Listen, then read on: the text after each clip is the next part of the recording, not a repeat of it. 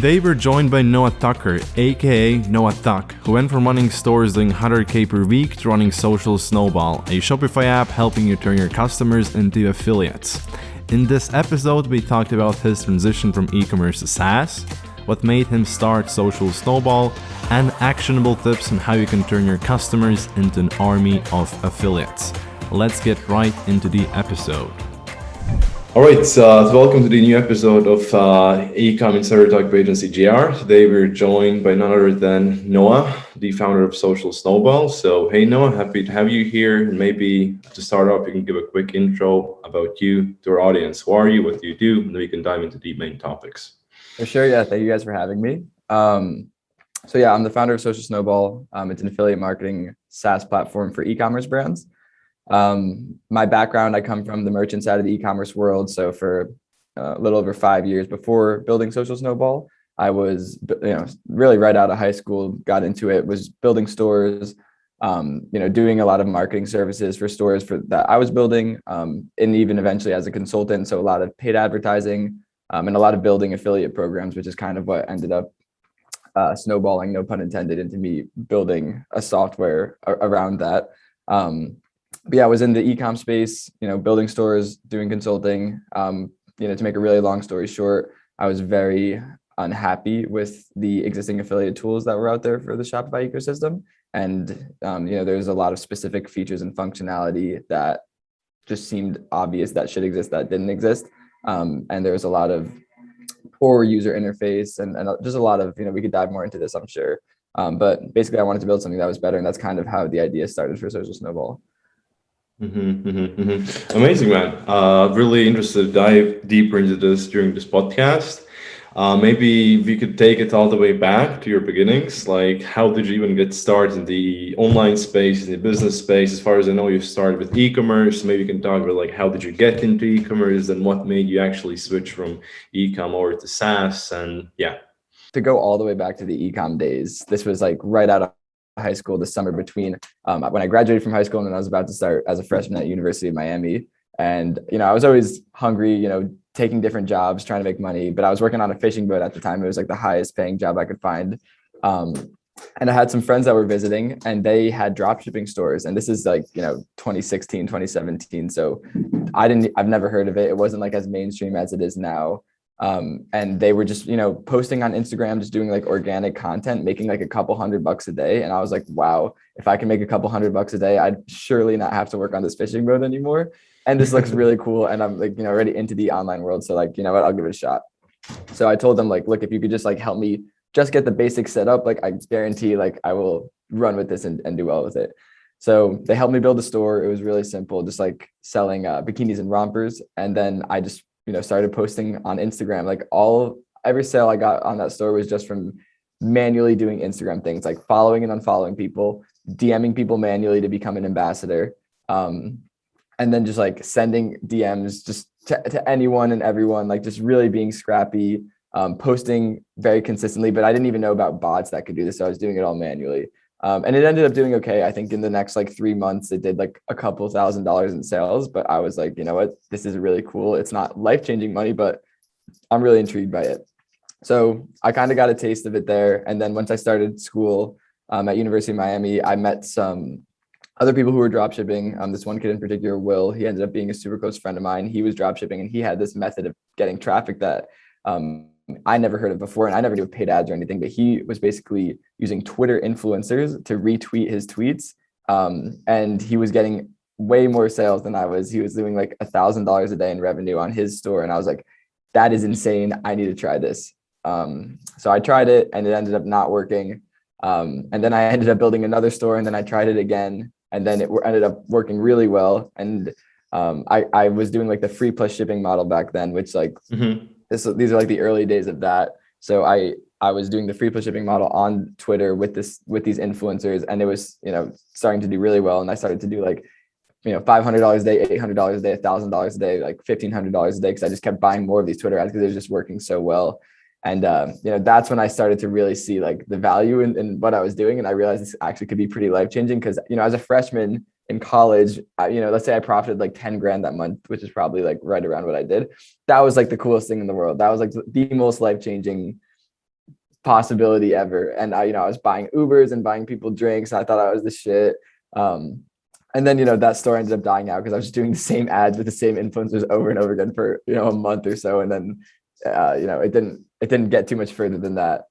And then, after that, I just started, posting more about it on social media. So I got to network with other people. They started teaching me about Facebook ads. I started, I took like a consulting call with someone about Facebook ads. I started trying that and it started working well. And then I was doing Facebook and Twitter, and I would, keep building these stores. And, I would also build ambassador and affiliate programs with these stores. That was always really important. I would always, be making discount and I was doing it manually in the beginning, like making discount codes for people and then just like, sending them rewards if they were getting friends, but it was or getting friends to buy, but it was all very manual back then. And then, years of this continuing, things got a little more structured, and I started, to hone down on these skills, and I started to, offer them as a consulting service, and I started to, just build more stores. And, it was a kind of like a 5-year journey of that before I decided to kind of retire from it and move into the software side of the e-commerce world. Yeah, with this, around that time, if I'm not mistaken, you also had a project called Millennial E-commerce. Oh, right.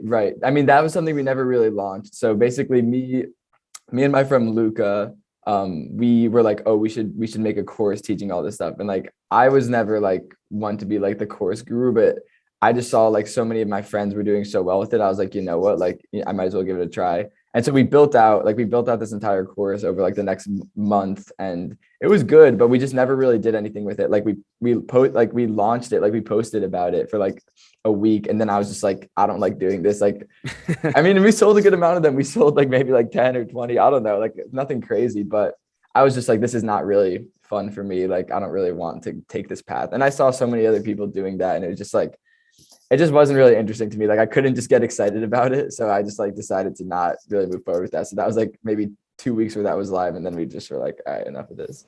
But it's interesting to see that you as a dropshipper, you had like a different route, because I've heard a lot of dropshippers that start out to go the usual Facebook ads route, maybe some other traffic platform. For you to start off at like Twitter, and also from the start do like affiliate deals, etc. Is definitely interesting, unique.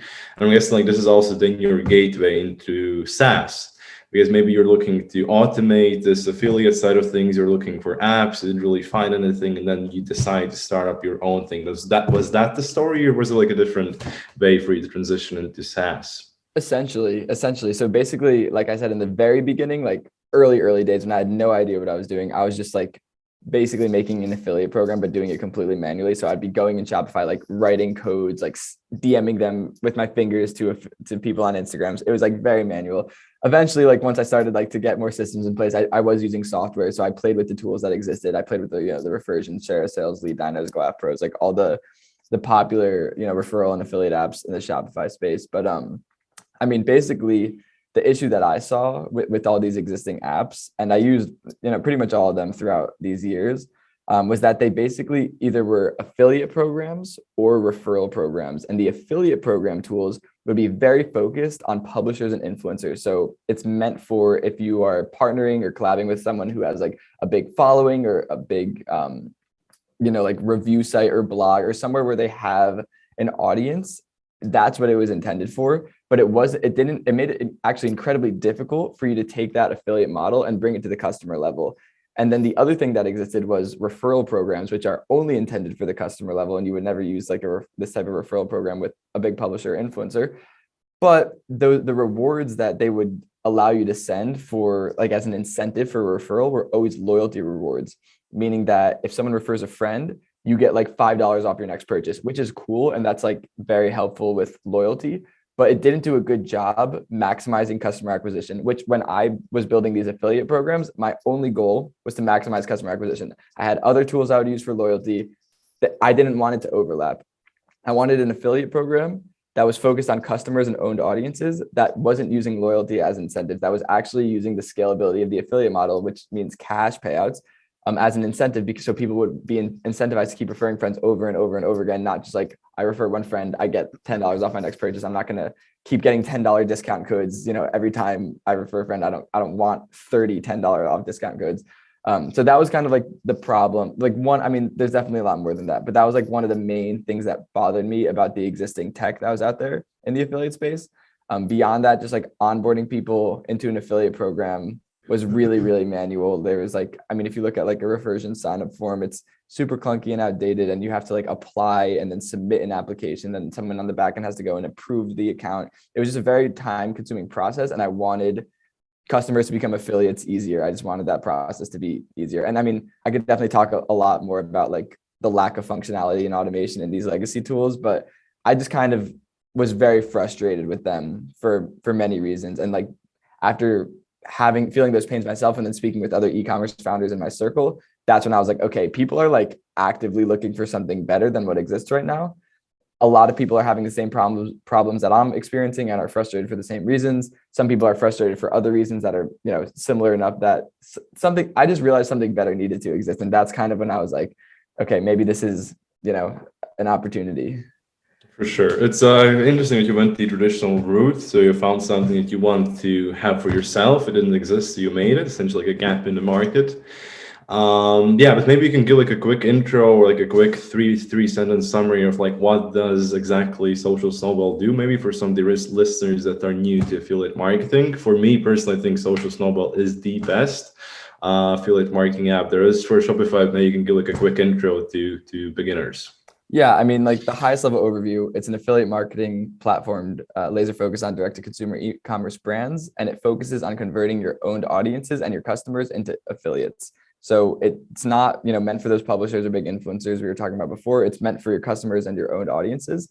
And it takes the scalability of the actual affiliate marketing model with cash payouts and democratizes it down to the consumer level. And it makes both sending and redeeming payouts fast, free, frictionless, and even dynamic for the recipient. So it's just, I mean, that's like the quickest elevator pitch I could possibly give, but it basically just makes affiliate marketing for your customers and for your owned audiences, just doable and easy and not incredibly painful. That's like the quickest, intro pitch I could. For sure. Amazing. Appreciate it. Maybe you can even use this like a segue into like the next topic we're going to talk about, like affiliate marketing itself. Like how can you make it work? What for like businesses, like what are some best practices, tips, like what are some factors that impact the success rate of affiliate marketing? So is there any value, any tips you can share with the audience here? Like, what should they keep in mind?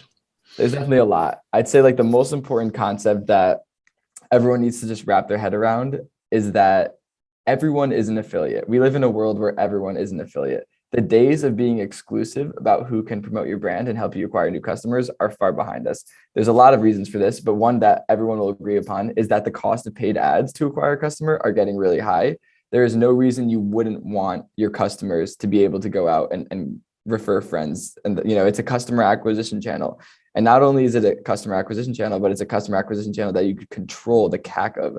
So, with Facebook ads or Google ads, you're like bidding on different CACs and impressions. And, you're hoping that the algorithm favors you on this Tuesday because they didn't last Tuesday. And, you're like, now you paid $60 to acquire a customer when you paid $40 yesterday. And it's just like overwhelming. With an affiliate program, you have the ability to control where your CAC is because you're choosing what incentives you're paying your customers or, any affiliate to refer a friend. So you could be like, oh, I'll give a 10% off new discount code to new customers and I'll pay a referral fee of like $8. I'm just making up these numbers. You then know exactly what your customer acquisition cost is.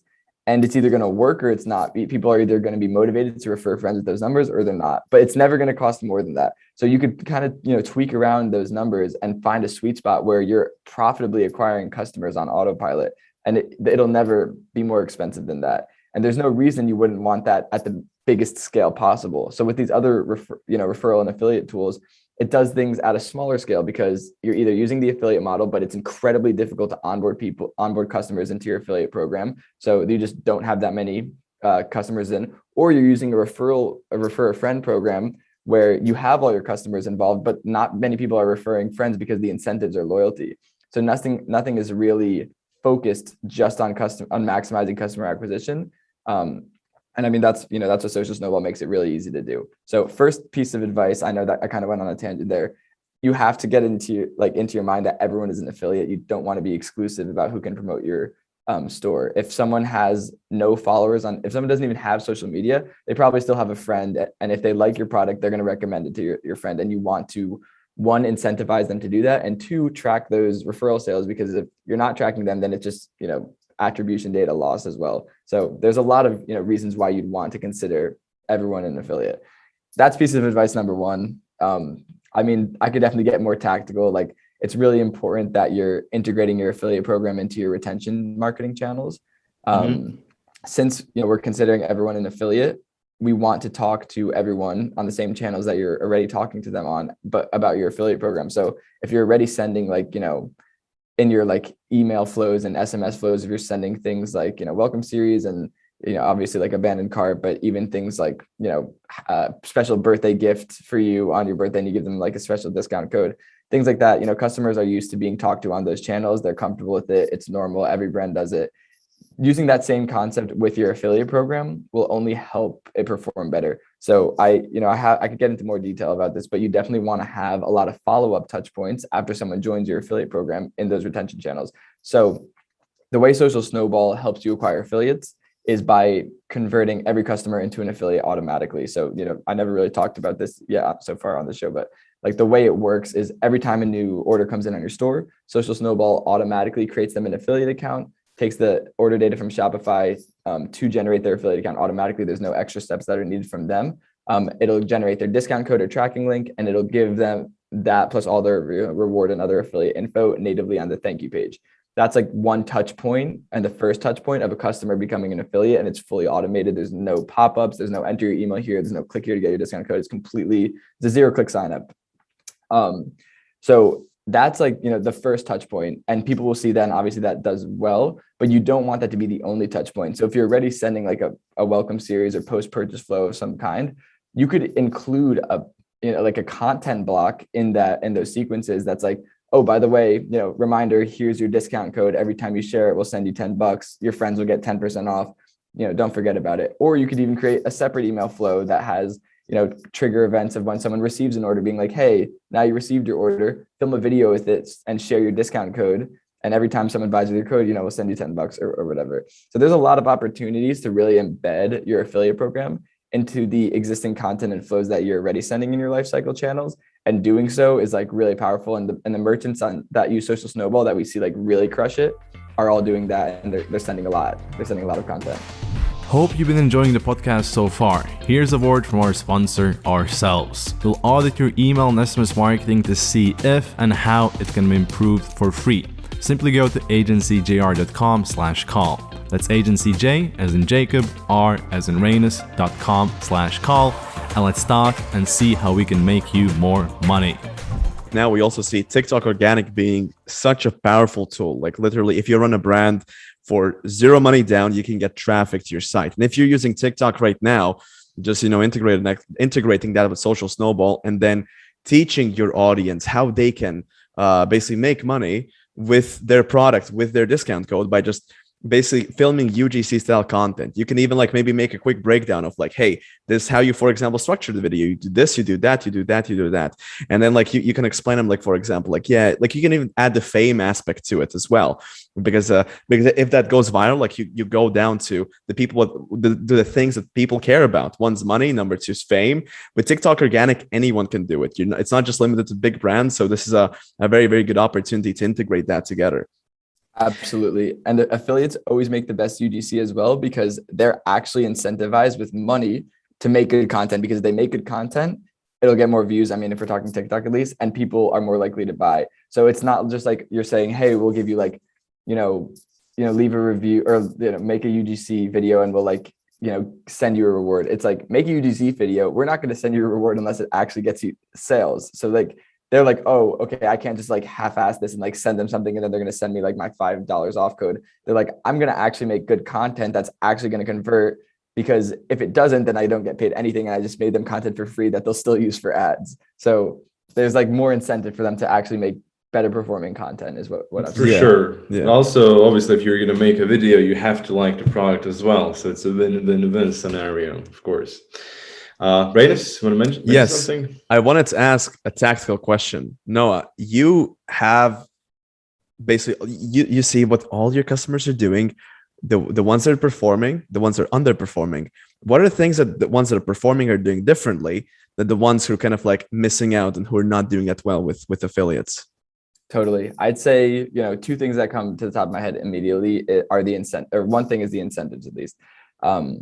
With the incentives, so like, again, it's kind of like the progressive name your price tool, but for CAC, you get to choose what you're going to pay to acquire customers.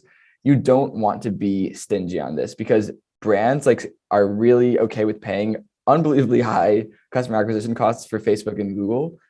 Yet sometimes we see brands being like super stingy with their customer acquisition costs on referrals, which doesn't make any sense because a new customer is a new customer. And statistically speaking, customers that you acquire from referrals will have a higher LTV than a customer that you acquire from an paid ad. So you could theoretically, you would have to know your numbers a little more to like know the exact values that you can use here. But theoretically, you could pay more for a referral than you can for just a traditional acquisition on paid media. So every brand knows their acquisition costs on paid media.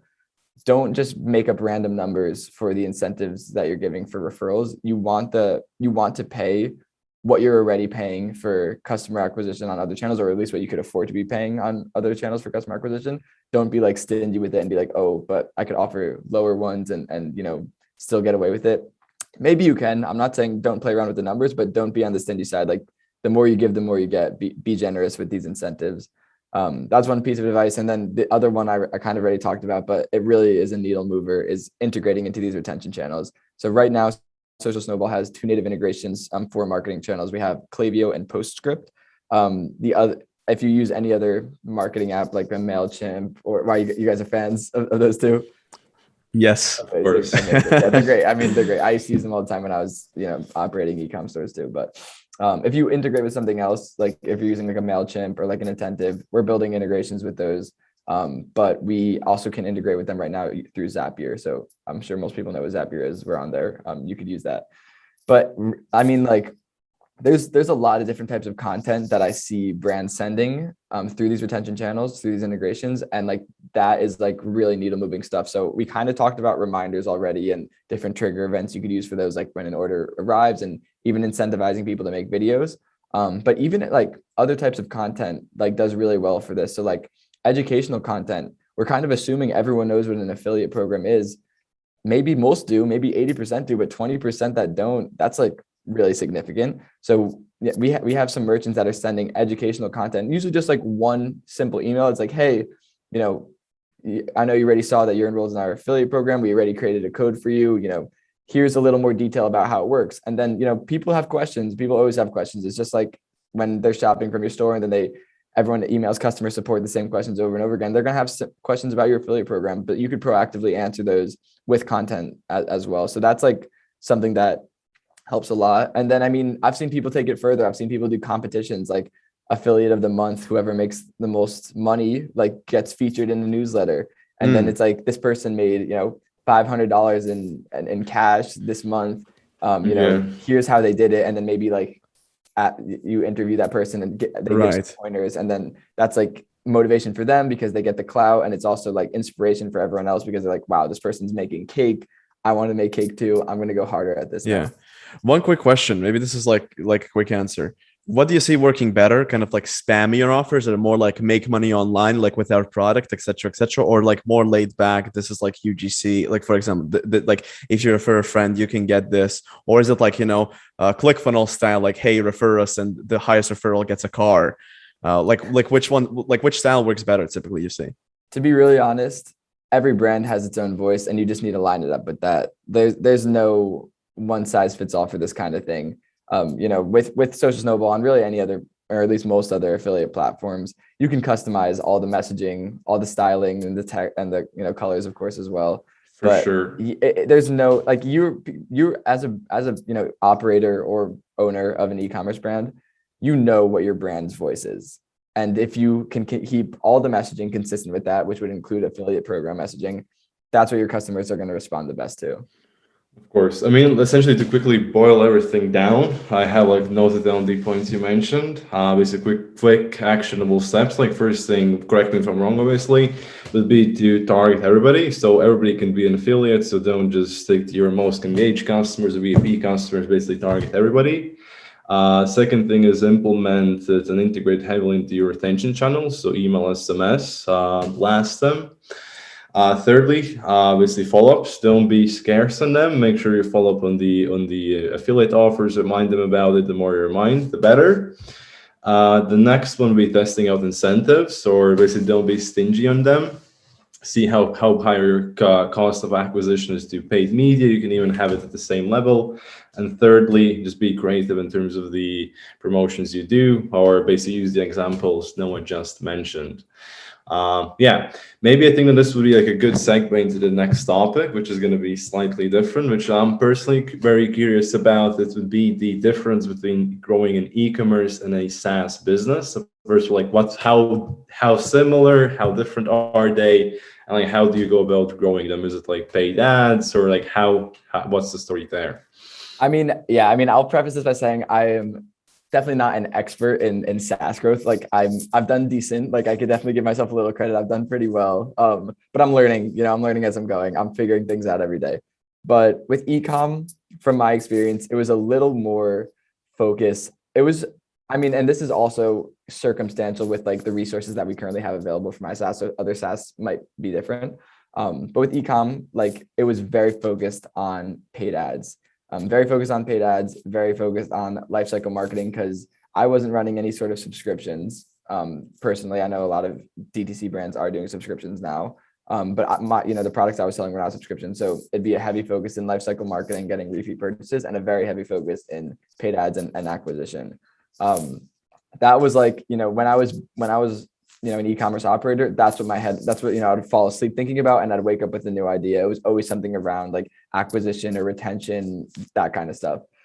Now with SaaS, I go to sleep thinking about product ideas and new features, and I wake up thinking about like customer feedback and new features, like the same shit. So like that's like so it's more organic in a sense, right? So you're more relying on like word of mouth in a sense. A lot. I mean, I am, and I know every brand is different. So like for e-commerce, like I never was building like a really cool e-commerce brand. I was more just like following trends and mostly just drop shipping. So I never really had like a big brand that I was operating. And I know the marketing strategy would have been different if I did. But I just never really was like in love with anything I was selling. I was kind of just following trends. With Social Snowball, I am in love with what we're building, and what we have a good amount of customers now. We get a lot of feedback. We know what we need to build. And, my job as like, an early stage CEO is still designing the product roadmap and prioritizing what we're going to build. And that kind of stuff is exciting and fun to me. So I'm like very focused, and the business, the company in general, the entire team is very focused on what are we building? How is it going to work? What are we building next? What bugs need to be fixed? I know that the money is made by me having the best affiliate app that exists. That's what's going to do it. This is B2B. I'm not selling to consumers. It's less fluff. It's really like the best men will win. And, with brands, there could be 100 brands selling tasty vitamin gummies, and they'll all win, and like, it's not like there could still be multiple successful affiliate apps, of course, but it's still just a handful. It's probably the top 3, and everything else are just fighting for scraps. Yeah, that too. So like, it's just very product focused, but especially because it's B2B.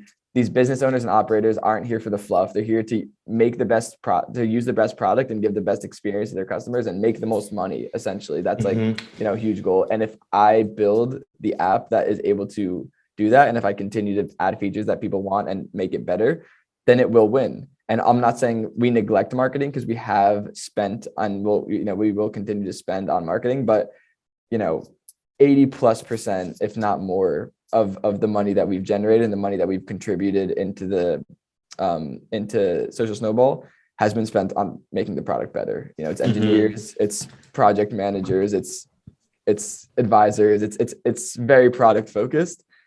And our growth also hasn't been as explosive as an e-commerce brands, because with e-commerce we would build a store, get set up with suppliers and everything, and then we'd launch ads, and it'd be doing like thousands of dollars a day within like a week or two, and like that was crazy and that was awesome. This is more of like a bit more slow and steady right now, at least. I think down the road, we do plan on raising more funding and being able to invest heavier into growth, but it's been just a very, very product focused approach, and like product-led growth is definitely what we're going for. So in terms of like the mindset right now, I'm guessing it's much more similar on the e-commerce side to branding. Essentially, you're more thinking about the customer, about the product, customer experience, long-term sustainability. Okay, so yeah, that definitely makes sense. But obviously, since you have experience in SaaS for quite a while right now, even though you don't want to call yourself an expert, but like what are then the most important or the biggest mistakes you've gone through, like some learning curves, or like what are some things you would do differently when starting out in SaaS once again?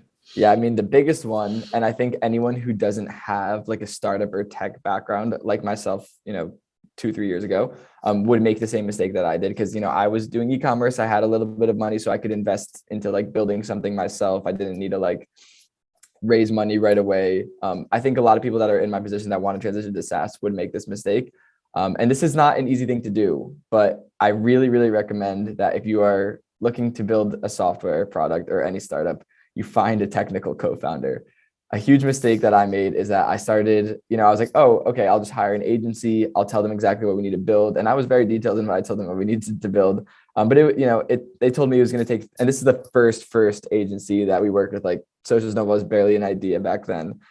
They told me they could build my idea in 3 months. 3 months took 15, and I ended up cutting the contract early because it still wasn't finished and there was still bugs. Then I hired like a really senior freelancer who like came in, fixed all the bugs, got it ready. We got like approved in the Shopify App Store a week or two later. But that was expensive. It was really expensive. And I never had anyone building with me that was a partner that shared my love for what we were building. And if you look at like most successful startups, it's like very standard to find a technical co-founder that you go 50-50 in. Most successful startups, it's like, this is like the way it usually goes. And not always, but usually you have your marketing co-founder, which would have been me, and your technical co-founder. Your technical co-founder is essentially just coding. He is going to help a little bit with direction of product and stuff, but you're more, the marketing co-founder is a little more of the visionary and is also going to help with sales and marketing and like pioneer that. The technical co-founder is going to build it and also be excited about what he's building. And you guys can work together and collab throughout that process. Now we have a CTO. Obviously, like I'll never have a technical co-founder. We do have a CTO now. Like we had to like get things more organized as we got bigger, but you don't have to spend a lot of money to build an app. Like you could build an app for basically no money if you find a technical co-founder. It's just like with Shopify, you could launch a store for no money. You don't need a technical co-founder to launch an e-commerce website. 15 years ago, or roughly 15 years ago, you did, and you couldn't build an e-commerce website without a technical co-founder. Right now, there's a lot of like no-code tools that are coming out. I still think you need a technical co-founder. These no-code tools, I've played with them. They're incredibly difficult to use. You basically are coding without coding. They're very complex. So I don't think we're at the point where we have like a Shopify for building apps. I don't know if that'll ever exist, but what I do know is like right now you need, you're either going to spend a lot of money and, be worried about multiple developers from an agency, like stepping on each other's toes, and maybe they don't have the best interest for you in mind and they just want to like finish the project and go on to the next. Or you could not spend any money, find a technical co-founder that sees the vision and is down to grind with you and build something, the more traditional way that a startup is built. I've heard that a lot. I mean, a lot of times people complain about them hiring coding agencies and just being a complete mess. And like the thing, exactly what you said, they always overpromise a timeline. It's like, oh, we're gonna get this in three months. 3 months go by, like we just need one more or 2 more, and then it just ends up extending to like a year or 2 years. I'm hearing this all the time. So that's interesting advice. Yeah. Yeah. And then also once you have like a technical co-founder, that's like the technical rock of the business. And like, there is so much that can slow you down with technical debt. So like, for example, like this is something we deal with. Like we've had, just from like my lack of knowing what I was doing in the beginning, to be fully transparent, like we've had a lot of different hands in our code repository. Like that's just the way it's been, it's, if I could have started with a technical co-founder, it would have been different, but we've had a lot of hands in a leadership position in our code repository, changing things, changing the tech stack we're using, just like doing things differently. not having systems or clear documentation of what they were doing. So because of that, we have what's called a lot of technical debt. And to this day, thousands and thousands of dollars that are spent on developers are spent on cleaning up things that old developers did. I thought I was, maybe I thought I was being savvy by, hiring an agency and doing things like a little more affordably, or by, even though a technical co-founder would have been free, I didn't even know that was an option. But technically that is real. And like, that's something that definitely slows us down a bit is the fact that we had so many hands in our code repository that were not all on the same page, and that we didn't have like systems and best practices to follow. Like there's a lot of that's slowed us down pretty significantly. So that's like something you want to avoid at all costs. And by having one technical co-founder that's like that rock, and then everyone that you hire, because you're going to have a lot of developers, big companies have thousands of developers, but as long as that one technical rock sets the best practices, sets the rules, and is a leader to the other developers and to, eventually to the other tech leads that have their own teams, like everyone will be following standard practices. People won't be stepping on each other's toes. There'll be systems in place, and you won't have like this mountain of technical debt. Where would you search for those CTOs? That is like the hardest question. So I've stumbled across a few websites. I wish I could, because I literally just saw this on Instagram like today. There's services online, like websites that are meant for like pairing marketing co-founders with the technical co-founders. I don't think there's anything great that's out there. Like a CTO Tinder type B. kind of. Yeah, that's a good way to put it for sure. But I do know you can do, like, there are recruiting firms, and this is obviously you need a little budget for this, but this could be worth it. There are recruiting firms that are specialized in building founding teams. So sometimes a CTO will even, like someone who is very technical and wants to get involved in a startup will go to like a headhunter recruiting firm and be like, any CEO is looking for a project that you think is legit and believe in. And, but the thing is with these recruitment firms, you have to pay like it's usually like minimum $20,000 to get paired to hire someone. But if if you have budget, that could be a smart way to spend it rather than spending that 20K on an agency, because you'll spend 20K, you'll have someone who's going to build it just like the agency was going to, and they're not going to leave after the agency, and they're going to be like there with you. So that could be like a smarter way to spend 20K if that's your budget for an agency. But there's there's no like magic resource, honestly. Like schools, it's just a hustle. It's a hustle. Like you got to DM people, you got to post everywhere, Angel. Right. You got to be in the market. Basically, you got to live and breathe the startup space. You might stumble upon somebody who's cool, and then they might not have had the opportunity. They might not have had the right founders to work with, and then you come in and you just find the synergy, I guess. Totally. And there are some like places online where these people live, like Indie Hackers. I would definitely post on Indie Hackers. I would post on like Angel.co. There's like job boards or like forums that are very focused around startups and people that are looking for positions or looking to be CTOs, CEOs, whatever. Those do exist online, but it's definitely just a hustle. It's not something, unless you are already in the space, it's not something you're going to find overnight. And for me, I wasn't in the space. Like for right now, it would be easier for me. But back then, like I wasn't in the space and I didn't even know it was a thing. But if someone's, listening to this and wants to start it, like you just kind of have to start immersing yourself into these forums and communities where these people hang out. For sure. Like, thank you for this very insightful tip. When I asked this question about like the biggest like learning curves, et cetera, thought it was like a drop of like multiple tips. It seems like this has been like the main issue or the main problem by far. So I think this is definitely going to help a lot of like future SaaS founders or people who are trying to get into SaaS. So yeah, thank you for that. Maybe is there like a secondary problem issue you encounter? Like, was this one the biggest one by far, and the rest are just like some small things you pick up along the way? I would say that's the biggest by far. I'd say, people really do like our product. Like even when we didn't have that much built out and it was a very like MVP, people were using it. Like we got merchants pretty quickly and people liked it. Like people liked the approach that we took towards affiliate marketing, and it was getting results. So like that speaks for itself. And, we've had decently smooth sailing with, the marketing and sales side of things. I would say like another, not even necessarily bottleneck, but just thing that's potentially slowed us down is again, for me, not coming from the startup world and for me, not like working at a startup before and like kind of having a sense of like the different roles that different people play, for me, just really just diving in and learning as I go.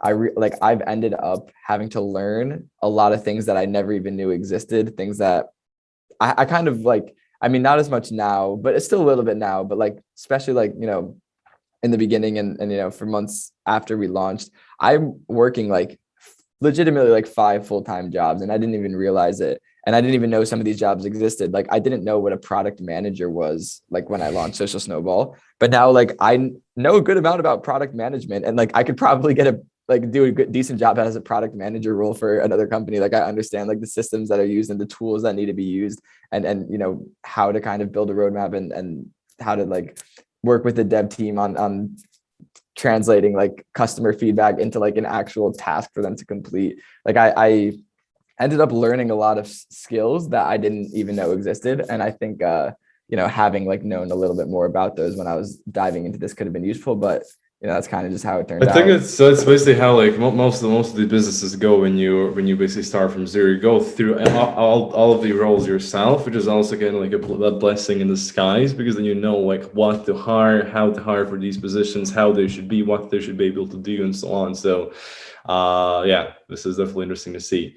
And I think this also then would be a good end to the episode. So thank you, Noah, for the episode. It's been a pleasure to have you here. Before we end, maybe very nice. Let the people know where to find you, where to find Social Snowball, and anything else you want to plug at the end. Yeah, I mean, as far as finding me, Twitter or Instagram, probably Twitter would be a little better, but I'm just at Noah Tuck, but it's spelled Noatuck. And then Social Snowball is, I think it's _Social Snowball on Twitter, and just socialsnowball.io on Instagram. Just go into Shopify, look up Social Snowball, and install it. There you go. And easy as that. Build an affiliate program, you know where to look. Sounds good. All right, then thank you. See ya. Thank you, guys. All right, have a great one. Take care. If you thought this episode was valuable, share it with a friend that may find this useful, and leave a 5-star review so you can reach more influential people and bring the lessons back to you. See you in the next episode.